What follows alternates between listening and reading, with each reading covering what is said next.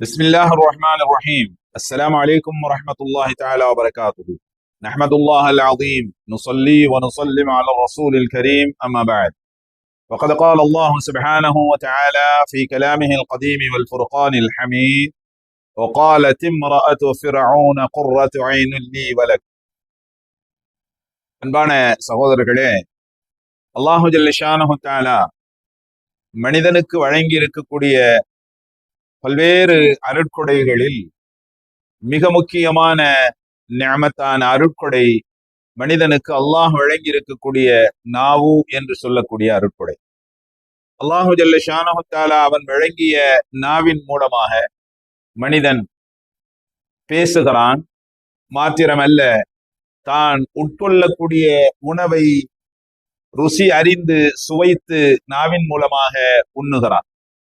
அல்லாஹு ஜல்ல ஷானஹு தஆலா அவன் வழங்கி இருக்கக்கூடிய பொக்கிஷங்களில் நாவு மிகப்பெரிய பொக்கிஷமாக இருக்கிறது. லா இலாஹ இல்லல்லாஹ் என்ற ஒரு வார்த்தை தான் ஒரு மனிதனை முஃமினாக ஆக்கி விடுகிறது.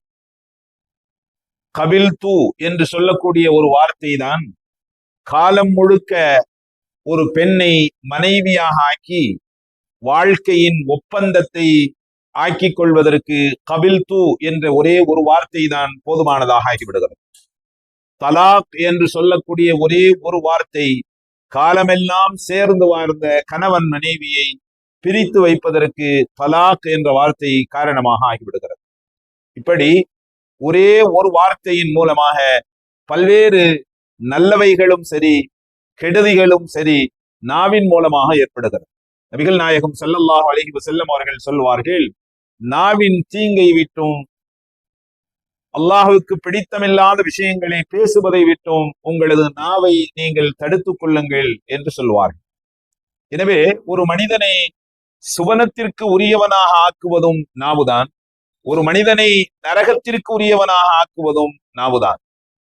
அவன் உள்ளத்தால் அறிந்து சொல்கிறானோ இல்லையோ, அல்லாஹுக்கு பிடித்தமான வார்த்தைகளை சொல்லுகிற பொழுது அவனுடைய உள்ளத்தில் இருந்து அவன் சொல்லுகிறானா அல்லது வெறும் நாவின் மூலமாக மட்டும் சொல்லுகிறானா என்று பார்க்காமல் சொல்லப்பட்ட வார்த்தைகளின் மூலமாகவே அவன் நன்மைக்குரியவனாக நல்லவனாக முஃமினாக ஆகிவிடுகிறான். அவன் உள்ளத்தில் இருந்து சொல்லாவிட்டாலும் ஓர்மையோடு சொல்லாவிட்டாலும் வெறும் நாவில் இருந்து அல்லாஹ்விற்கு புறம்பான வார்த்தைகளை அவன் சொல்லி விடுவானே, ஆனால் அவன் பாவியாகவும் ஆகிவிடுகிறான். எனவே சொல் என்பது மிக முக்கியமான ஒன்றாக இருக்கிறது. ஒரு இறைநேச செல்வரிடத்தில ஒரு மனிதர் சென்று எனக்கு உபதேசம் செய்யுங்கள் என்று கேட்ட பொழுது அந்த இறைநேசர் வாயை திறந்து காட்டுகிறார். கேட்டவருக்கு ஒன்றும் விளங்கவில்லை. அங்கிருந்து அவர்களுடைய பெரியவருடைய இறைநேசருடைய சிஷ்யர்கள் சொன்னார்கள், ஒரு மனிதனுக்கு நாவு என்பது மிக முக்கியமானது. உறுதி வாய்ந்த பற்கள் எல்லாம் கூட கொட்டி போய்விடும், நாவு அப்படியே இருக்கும். நாவு என்பது மென்மையானது. அல்லாஹு ஜல்ல ஷானஹு தஆலா நாவை நினைத்தபடியெல்லாம் ஒரு மனிதன் பயன்படுத்தி விடக் கூடாது என்பதற்காக வேண்டித்தான் மேல் உதடு கீழ் உதடு இந்த இரண்டுக்கும் மத்தியிலே நாவை அல்லாஹு ஜல்ல ஷானஹு தஆலா சிறைபிடித்து வைத்துள்ளார். சில சஹாபா பெருமக்கள், ஹஜ்ரத் அபூபக்கர் சித்தீக் ரலியல்லாஹு தஆலா அவர்கள் உட்பட சில சஹாபாக்கள் நபித்தோழர்கள் நாவை நாம் தேவையில்லாமல் பயன்படுத்தி விடுவோமோ என்கிற அச்சத்திலே நாவிலே வாயிலே சமயத்திலே கூழாங்கற்களை எடுத்து போட்டுக் கொள்வார்கள். நினைத்ததையெல்லாம் பேசிவிடக் கூடாது என்பதற்காகவே தமிழிலே ஒரு பழமொழி சொல்லுவார்கள், ஒரு வார்த்தை வெல்லும் ஒரு வார்த்தை கொல்லும் என்று சொல்லுவார்கள். எனவே நாவில் இருந்து வெளிப்படக்கூடிய வார்த்தைகள் பல்வேறு பின் விளைவுகளை அது ஏற்படுத்திவிடும். தமிழிலே இன்னொரு வார்த்தை சொல்வார்கள், கழுத்தை தந்தாலும் எழுத்தை தரக்கூடாது என்று சொல்லுவார்கள். வரலாற்றிலே ஒரு நிகழ்வை நாம் பார்க்கிறோம். நபிகள் நாயகம் ஸல்லல்லாஹு அலைஹி வஸல்லம் அவர்களுடைய காலத்திலே ஹுதைபியா என்று சொல்லக்கூடிய உடன்படிக்கை மக்காவினுடைய முஷ்ரிக்குகளுக்கும் இஸ்லாமியர்களுக்கும் முஃமின்களுக்கும் ஏற்பட்ட அந்த ஹுதைபியா உடன்படிக்கையின் பொழுது அந்த உடன்படிக்கையை எழுதியவர்கள் மக்காவினுடைய குறைஷிய பெருமக்கள். முற்றிலும் இஸ்லாமியர்களுக்கு பாதகமான உடன்படிக்கையாக அது இருந்தது. உதாரணமாக சொல்லுவோமானால், மக்காவில் இருந்து மதீனாவிற்கு யாராவது வந்தால் அவர்களை நீங்கள் மக்காவிற்கு திரும்பி அனுப்பிவிட வேண்டும். அதே போன்று மதீனாவில் இருந்து மக்காவிற்கு யாராவது வந்தால் நாங்கள் திரும்ப அனுப்ப மாட்டோம் என்பதை போன்ற முற்றிலும் இஸ்லாமியர்களுக்கு பாதகமான ஒரு ஒப்பந்தத்தை எழுதியவர்களும் கூட மக்காவினுடைய குறைஷியர்கள். அப்படி ஒப்பந்தம் எழுதப்பட்ட அந்த நேரத்திலே சில முஃமினான பெண்கள் மக்காவில் இருந்து மதீனாவிற்கு வருகிறார்கள். முஃமினான நிலையிலே வருகிறார்கள். நபிகள் நாயகம் ஸல்லல்லாஹு அலைஹி வஸல்லம் அவர்கள் மக்காவினுடைய குறைஷியர்களிடத்திலே செய்த ஒப்பந்தத்தின்படி மக்காவில் இருந்து மதீனாவிற்கு வரக்கூடியவர்களை திரும்ப மக்காவிற்கே அனுப்பிவிட வேண்டும் என்பது ஒப்பந்தத்தினுடைய அந்த வார்த்தையாக இருக்கிறது. அதன்படி நபி ஸல்லல்லாஹு அலைஹி வஸல்லம் அவர்கள் மக்காவில் இருந்து முஃமினாகி வந்த அந்த பெண்மணிகளை மக்காவிற்கு திரும்பி அனுப்ப வேண்டும் என்பது எழுதப்பட்ட அந்த எழுத்தின்படி இருக்கிறது. ஆனால் நபிகள் நாயகம் ஸல்லல்லாஹு அலைஹி வஸல்லம் அவர்கள் அந்த மக்காவில் இருந்து சென்ற முஃமினான பெண்களை திரும்ப மக்காவிற்கு அனுப்புவதற்கு மறுத்து விட்டார்கள். அல்லாஹும் கூட சொன்னான். எப்படி சொன்னான் தெரியுமா? மக்காவில் இருந்து மதீனாவிற்கு வந்த அந்த முஃமினான பெண்களை நபியே முஹம்மதை நீங்கள் அனுப்ப வேண்டாம் என்று அல்லாஹும் கூட தடுத்தான். இது ஒப்பந்தத்திற்கு மாற்றமானது முற்றிலும் அல்ல. ஒப்பந்தத்திற்கு மாற்றமானது அல்ல. எப்படி என்றால் நபி ஸல்லல்லாஹு அலைஹி வஸல்லம் அவர்களுடைய சபையிலே எழுதப்பட்ட முஷ்ரிக்குகளால் மக்காவினுடைய குறைஷியர்களால் எழுதப்பட்ட அந்த வாக்கியம் அல்லாஹ் ஜல்ல ஷானஹு தஆலா அவர்கள் வார்த்தையை எழுத்தாக தந்தார்கள். எப்படி தெரியுமா?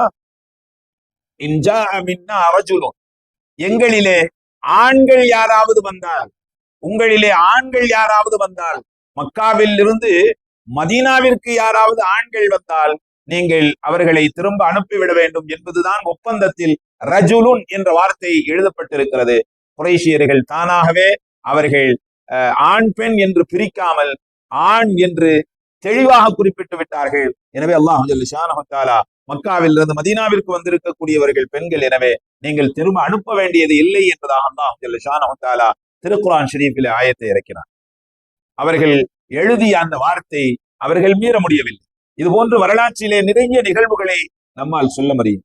நாவின் மூலமாக ஏற்படக்கூடிய விபரீதங்களை குறித்து ஹஜ்ரத் அலி ரலியல்லாஹு தஆலா அன்ஹு தெளிவான ஒரு கருத்தை சொல்வார்கள். ஹஜ்ரத் அலி ரலியல்லாஹு தஆலா அன்ஹு, எந்த வார்த்தைகளை நீ பேசினாயோ அந்த வார்த்தைகளுக்கு நீ அடிமை, எந்த வார்த்தைகளை நீ பேசவில்லையோ அந்த வார்த்தைகள் உனக்கு அடிமை என்று சொல்வார்கள்.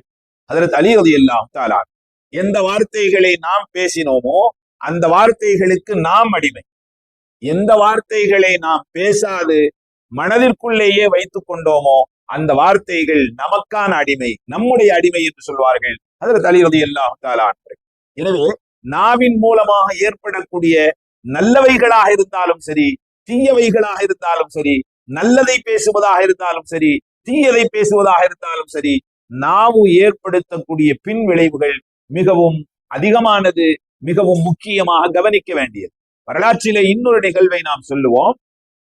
ஹஜ்ரத் மூஸா அலைஹிஸ்ஸலாம் அவர்களை அபாயகரமான காலகட்டத்தில் பெற்றெடுத்த ஹஜ்ரத் மூஸா அலைஹிஸ்ஸலாம் அவர்களுடைய தாயார் பிள்ளையை அல்லாஹ்வினுடைய வஹீயின்படி, அல்லாஹ் அறிவித்து தந்த வஹீயின்படி பிள்ளையை ஒரு பெட்டியில் வைத்து மூஸா அலைஹிஸ்ஸலாம் அவர்களை நைல் நதியிலே பெட்டியிலே வைத்து நைல் நதியிலே போடுகிறார்கள். அந்த நைல் நதி, அந்த ஆறு ஃபிரௌனுடைய அரண்மனைக்குள் சென்று வெளியிலே வருகிறது. ஆசியா அம்மையார் அவர்கள் குளித்துக் இருக்கின்ற பொழுது பெட்டியை காணுகிறார்கள். பெட்டியை எடுக்கிறார்கள். பெட்டிக்குள்ளே மிக அழகான ஒரு குழந்தை ஹஜ்ரத் மூஸா அலைஹிஸ்ஸலாம் அவர்கள். மூஸா அலைஹிஸ்ஸலாம் அவர்களை அந்த குழந்தையை எடுத்து மார்போடு அணைத்துக் கொண்டு கட்டி தழுவுகிறார்கள் ஆசியா அம்மையார் அவர்கள். ஃபிரௌனுக்கு செய்தி செல்கிறது. ஃபிரௌனுக்கு செய்தி சொல்லப்படுகிறது, ஆசியா அம்மையார் ஆற்றிலே ஒரு பெட்டிக்குள்ளே வைக்கப்பட்டு மிதந்து வந்த குழந்தையை அவர்கள் எடுத்துக்கொண்டார்கள் என்கிற செய்தி ஃபிரௌனுக்கு சொல்லப்பட்டது. ஃபிரௌன் ஓடோடி வந்தான். ஓடோடி வந்து செய்தியை சொன்னான், அந்த பிள்ளையை கொல்லுங்கள் என்றான். ஆனால் ஆசியா அம்மையார் அவர்கள் தழுவி அந்த குழந்தையை அன்போடு மார்பிலே அணைத்துக் கொண்ட நிலையிலே இருந்த ஃபிரௌன் யாராக இருந்தாலும் சரி, அராஜகமான அநியாயக்கார அரசனாக இருந்தாலும் சரி, மனைவிக்கு என்று அவனிடத்திலே ஒரு இடம் இருக்கத்தானே செய்யும். ஆசியா அம்மையார் அவர்கள் தன்னுடைய மார்போடு அணைத்துக் கொண்டு மூஸா அலைஹிஸ்ஸலாம் அவர்களை வைத்திருப்பதை பார்த்த ஃபிரௌனிடத்திலே ஆசியா அம்மையார் அவர்கள் சொன்னார்கள், وقالت امرأة فرعون قرة عين لي ولك, ஆசியா அம்மையார் அவர்கள் ஃபிரௌனிடத்திலே சொன்னார்கள், இந்த குழந்தை நமக்கு கண் குளிர்ச்சியாக கண் குளிர்ச்சியாக இருக்கும். இந்த குழந்தையை நாம் வளர்த்துக் கொள்ளலாம். நாம் பிள்ளை பாக்கியம் இல்லாதவர்களாக இருக்கிறோம். இந்த குழந்தையை நாம் வளர்த்துக் கொள்ளலாம். இந்த பிள்ளையின் மூலமாக நமக்கு நல்லவைகள் ஏற்படலாம், கண் குளிர்ச்சி அடையலாம். எனவே இதை நாம் வளர்த்துக் கொள்ளலாம் என்று சொன்ன பொழுது ஃபிரௌன் சொன்ன வார்த்தை, ஃபிரௌன் இந்த வார்த்தைக்கு மௌனமாக இருந்திருக்கலாம், அல்லாஹு தாலா அவனை பாதுகாத்திருப்பான். ஆனால் ஃபிரௌன் ஆசியா அம்மையார் அவர்களிடத்திலே சொன்ன வார்த்தை, என்னமோ போ, இந்த குழந்தை உனக்கு வேண்டுமானால் கண் குளிர்ச்சியாக இருக்கலாமே தவிர எனக்கு அப்படி இல்லை என்பதாக ஃபிரௌன் சொல்லிவிட்டான். எனவே அல்லாஹு ஜல்ல ஷானஹு தஆலாவால் அழிக்கப்படுவதற்கு இந்த அவனுடைய வார்த்தைகளே காரணமாக ஆகிவிட்டது. ஆசியா அம்மையார் அவர்கள் சொன்னார்கள், குர்ரத்து ஐனின் லீ வலக், இது எனக்கும் உனக்கும் கண் குளிர்ச்சியை ஏற்படுத்தக்கூடிய குழந்தையாக இருக்கலாம், நாம் வளர்த்துக் கொள்ளலாம் என்று அவர்கள் சொன்ன பொழுது மௌனமாக இல்லாமல் ஃபிரௌன் எனக்கு அது கண் குளிர்ச்சியாக இல்லை என்று சொல்லிவிட்டான். ஃபிரௌன் இந்த வார்த்தையின் மூலமாகவே அழிக்கப்பட்டான். இப்னு கஸீர் ரஹ்மத்துல்லாஹி அலைஹி அவர்கள் தன்னுடைய திருக்குர்ஆன் ஷரீஃபினுடைய விரிவுரையிலே குறிப்பிடுவார்கள், ஒரு மனிதனுக்கு வரக்கூடிய சோதனைகள் என்பது அவனுடைய நாவிலே இருக்கிறது என்று சொல்வார்கள். வரலாற்றிலே இன்னொரு நிகழ்வு, ஃபிரௌனுடைய சபையிலே ஒரு மனிதர், ஃபிரௌன் இந்த சபையிலே வீற்றிருக்க ஒரு மனிதர் கேட்கிறார். ஃபிரௌனை அடக்கி ஆண்டு கொண்டிருந்த மிஸ்ர் தேசத்தை அடக்கி ஆண்டு கொண்டிருந்த ஃபிரௌன் அவனுடைய சபையிலே ஒரு மனிதர் கேட்கிறார், இந்த மிஸ்ர் தேசத்தை ஒருவர் தனக்கு சொந்தமானது என்பதாக சொன்னால் அவரை என்ன செய்யலாம் என்பதாக பேச்சுக்கு நடுவே சர்வசாதாரணமாக பேசிக் கொண்டிருக்கிற பொழுது கேட்ட நேரத்திலே ஃபிரௌன் அந்த நேரத்திலே பதில் சொன்னான், மிஸ்ர் தேசம் எனக்கு சொந்தமானது என்பதாக யாராவது சொன்னால் அவரை தண்ணியிலே மூழ்கடித்து சாகடித்து விடுவேன் என்று சொன்னான். ஃபிரௌன் சொன்ன அதே வார்த்தையை அவனை அழிப்பதற்கு அல்லாஹு தஆலா பயன்படுத்தினான் என்பதை வரலாற்றிலே நாம் பார்க்கிறோம். இப்படி நாவின் மூலமாக ஏற்படக்கூடிய விபரீதங்கள் என்பது நிறைய இருக்கிறது. எனவே நாம் நாவின் மூலமாக நாவை அல்லாஹுவை திக்ர் செய்வதிலே, அல்லாஹ்வினுடைய திக்ரிலே நாம் நாவை நனைய விடுவோம். வல்ல ரஹ்மான் அல்லாஹு ஜல்ல ஷானஹு தஆலா நாவின் மூலமாக ஏற்படக்கூடிய எல்லா கெடுதிகளை விட்டும் அல்லாஹு தஆலா நம்மை உங்களை பாதுகாப்பானாக.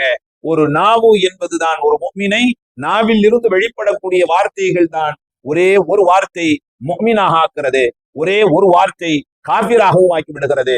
அல்லாஹு ஜல்ல ஷானஹு தஆலா நாவு என்பது ஒரு மனிதனை சுவனத்திற்கும் கொண்டு போய் சேர்த்துவிடும், நரகத்திற்கும் கொண்டு போய் சேர்த்துவிடும். இப்படிப்பட்ட அபாயகரமான நிலைக்கு நாவு என்பது நம்மை தள்ளிவிடும். எனவே நாம் மிகுந்த எச்சரிக்கையோடு, நாவின் விஷயத்தில் மிகுந்த எச்சரிக்கையோடு, நாவினுடைய எல்லா விதமான தீமைகளை விட்டும் நம்முடைய நாவை நாம் பாதுகாப்போம். வல்ல ரஹ்மான் கிருபை செய்வானாக. வாஹிரு தஅவானா அல்ஹம்துலில்லாஹி ரப்பில் ஆலமீன். அஸ்ஸலாமு அலைக்கும் வரஹ்மத்துல்லாஹி தஆலா வபரகாத்துஹு.